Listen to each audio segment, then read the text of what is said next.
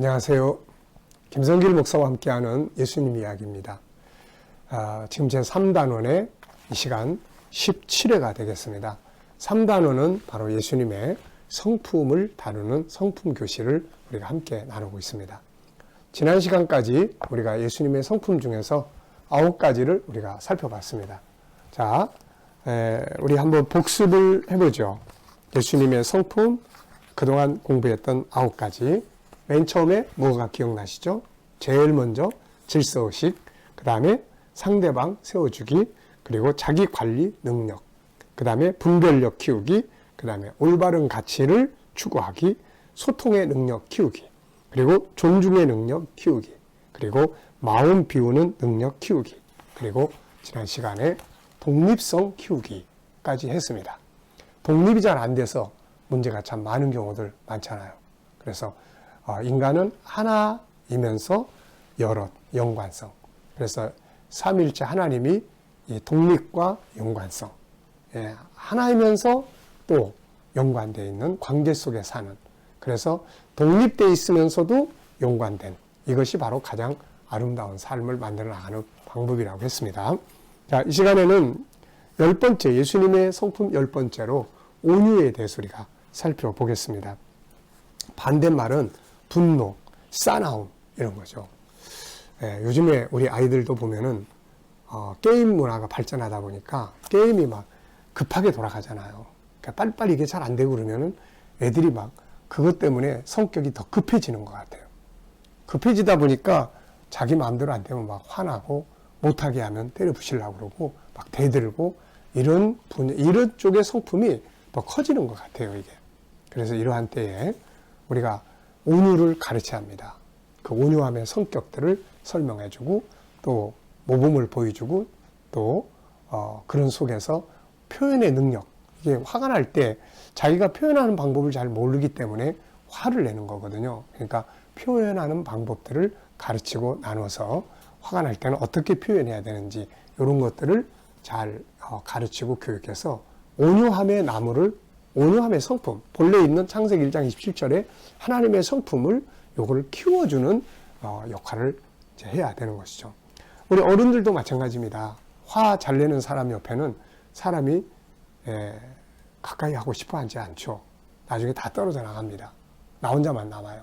그래서 또 부드러움이 그래 필요하고, 또 온유함이 없으면 온유함 속에서 하나님이 일을 하실 수가 있어요. 막 분노를 하면 하나님의 일을 하기가 어렵습니다. 하나님께서. 그래서 야고보서 1장에서는 사람의 분내는 것이 하나님의 뜻을 이룰 수 없다. 하나님의 의를 이룰 수 없다. 하나님이 일하기가 힘들어요. 사람이 먼저 성질내고 다 해버리니까. 그래서 우리가 온유한 성품 꼭 잘 키워가야 합니다. 분노의 성품도 있고 온유의 성품도 있어요. 온유 쪽을 키워야 되는 거죠. 자, 온유는 페이지로는 77페이지입니다. 온유는 예수님의 대표적인 성품이에요. 주님은 이 성품을 우리에게 배우라고 하셨죠. 마태복음 11장 29절에 나는 마음이 온유하고 겸손하니 나의 멍에를 메고 내게 배우라. 그러면 너희 마음이 쉼을 얻는다. 온유한 성품은 나도 편하고 다른 사람도 편한 거죠. 자, 모세. 그러면 어떤 게 떠오르십니까? 모세. 모세 그러면 두 가지가 떠올라요. 저는 하나는 막 격렬한 사람, 열정적인 사람, 막 파워풀하면서도 그냥 막 성질 잘 내고 하는 리더십을 가진 사람. 그래서 결국 나중에 이스라엘 백성 돕다가 사람 죽였잖아요. 그리고 광야로 도망갑니다. 거기 가서 하나님이 모세를 40년 동안 훈련시켰는데 그게 바로 뭐냐면은 온유함의 훈련이에요. 성질 다 죽게 만드신 거죠. 그래서 민수기 12장 3절에는 모세가 모든 사람들보다 온유하다 이런 말씀을 하시잖아요. 그런데 나중에 민수기 20장에 가면은 40년 동안 온유함 속에서 일하다가 나중에 성질이 또 나온 거죠.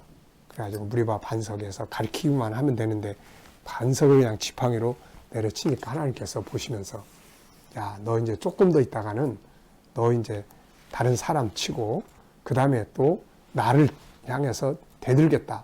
막 이런 모습이 나타나잖아요. 그래서 하나님께서 이제 너 이제 그만해.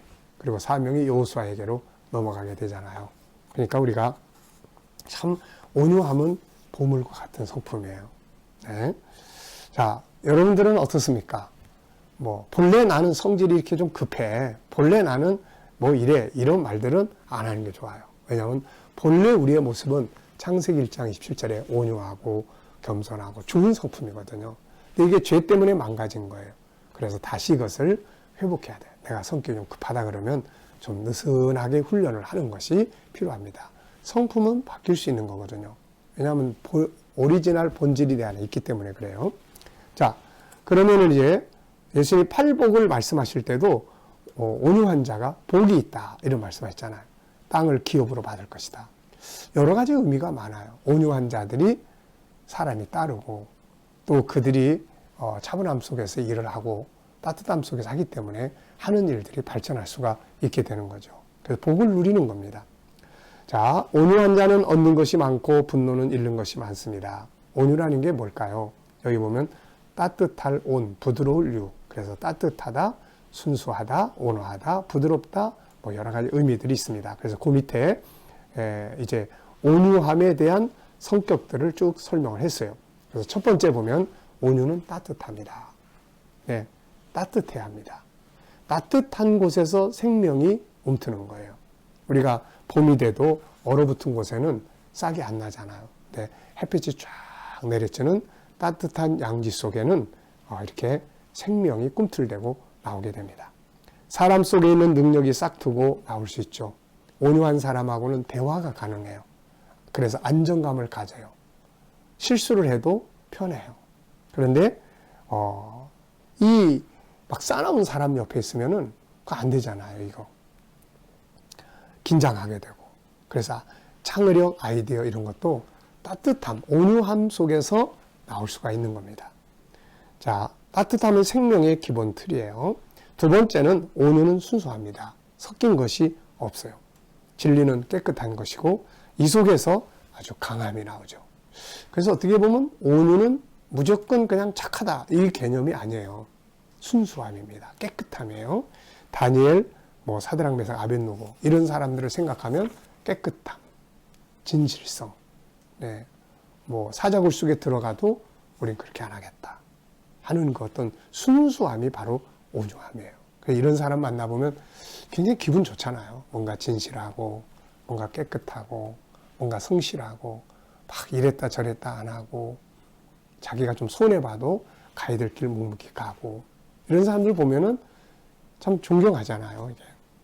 자, 세 번째는 온유는 부드러움이에요. 부드러움은 용납하는 힘을 가지고 있어요. 따뜻함하고 또 조금 다르죠. 부드러움. 부드러움은 봐줄 수 있는 힘이에요. 누가 좀 실수해도 봐줄 수 있는 거죠. 좀 기다려줄 수 있는 거예요. 그래서 용납합니다.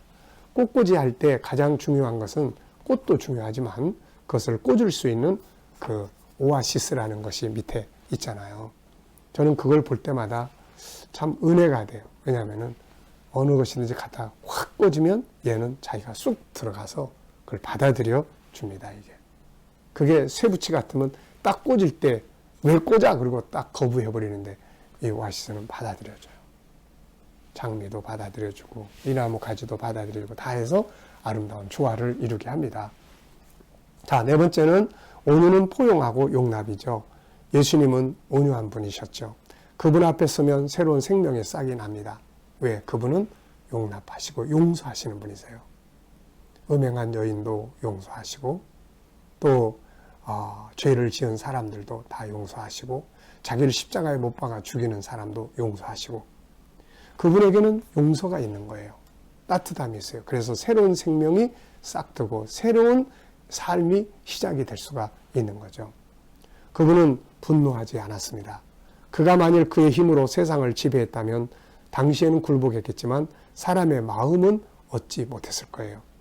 오늘날 온 세계가 그를 따르는 이유는 그가 온유하심으로 다가오셨기 때문입니다. 네, 그의 사역, 그의 삶 전체는 온유가 뭔지를 보여줘요. 따뜻함, 용서, 머리 숙임, 순수함, 기다려주심, 자기 희생, 다 이게 바로 다 온유함의 특징들이에요. 모세는 온유함을 만들기 위해 40년간 훈련했습니다.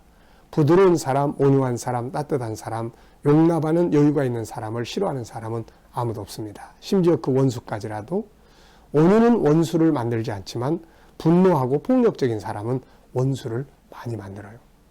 온유는 약한 것 같지만 강한 것입니다. 자, 이솝 우화에 나오는 해와 바람 아시죠? 나그네의 옷을 벗기는 이제 게임을 합니다. 벗기자, 시합을 하죠. 근데 뭐가 바람을 이제 옷을 벗깁니까? 결국은 따뜻한 햇빛이 옷을 벗게 만드는 거죠. 싸납고 분노하고 이런 건 더 움츠리게 만드는 거예요, 이거. 네. 그래서 분노하고 성난 목소리가 마음을 여는 게 아니라 친절과 사랑과 칭찬의 목소리가 사람의 마음을 열게 합니다. 강한 비판보다는 따뜻한 말 한마디가 더 좋은 거죠. 자, 다섯 번째는 온유는 약한 것 같지만 강합니다. 자기가 약하다는 걸 아는 자는 다른 사람과 협력을 할 줄 알죠. 그리고 하나님 앞에 엎드려요. 모세가 온유함을 가지고 했던 일이 뭐냐면 항상 하나님 앞에 엎드리는 거예요. 자기가 성질을 내서 일을 저지르는 게 아니라 하나님 어떻게 해야 되죠? 항상 하나님 앞에 엎드려요. 그래서 모세가 엎드렸더라 이런 말씀들이 종종 나옵니다. 여섯 번째는 온유함 속에는 스마일이 있습니다. 웃음은 기적을 낳는 것이죠. 웃지 않는 사람은 100만 달러의 돈을 은행에 예금해 놓고도 그것을 활용하지 않는 어리석은 사람과 같다고 합니다.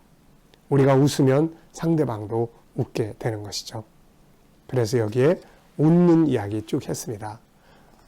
윌리엄 제임스 심리학자는 벌어진 입에 비관이 없고 꾹 담은 입에 낙관이 없다고 말하고 상대방을 칭찬한 다음엔 또 웃어라. 다른 사람에게 무엇을 부탁한 다음에도 웃어라. 다른 사람의 부탁을 들어줄 때도 웃어라. 귀에 거슬리는 말을 할 때도 웃어라. 무슨 말을 하든 웃어라. 초면인 사람에게 웃음으로 대하면 오래된 친구처럼 느끼게 되는 거죠. 아무리 돈이 많은 부자라도 사지 못할 것이 바로 이런 온유함, 따뜻함, 부드러움, 웃음 이런 것들이죠. 자, 쭉 뒤에 넘어가 보겠습니다. 자, 81페이지를 한번 보시죠. 온유한 자는 잃는 것보다 얻는 것이 더 많아요. 주님은 땅을 기업으로 얻으리라고 말씀했어요. 평안을 얻고 존경을 얻고 사람을 얻고 그리고 자기가 한 일에 복을 받습니다. 자, 그렇다면은 우리가 이 온유를 훈련하기 위해서 뭘 해야 될까요? 앞에서 이야기한 것처럼 일단은 온유가 중요해. 온유가 필요해. 이거를 인식하는 게 중요해요. 그리고 난 온유하게 살 거야. 그러면 이제 따뜻함이 무엇인지, 따뜻한 게 뭔지요? 부드러운 게 무엇이죠? 또 우리가 이 순수함이 뭐죠? 그래서 이런 것들을 하나하나 살펴서 그걸 연습하는 거예요. 따뜻함은 웃는 거다. 따뜻함은 말을 부드럽게 하는 거다. 또 온유함은 기다려주는 거다. 온유함은 또 수용하는 거다. 잘못해도 용서하는 거다. 말할 때 부드럽게 하는 거다. 인내해 주는 거다. 또 화가 날 수가 있죠. 그럼 화가 날 때는 표현하는 방법을 배우는 거다. 내가 지금 마음이 좀 속상해. 이 말 하고 싶어. 좀 들어줄 수 있어? 네. 표현하는 방법을 훈련하면 온유함을 가질 수가 있습니다. 자, 이 시간은 참 소중한 성품, 온유에 대해서 우리가 살펴봤습니다. 더 많이 생각하시면서 온유함이 여러분들의 삶이 되시기 바랍니다. 이 시간 말씀 여기서 마치겠습니다. 감사합니다.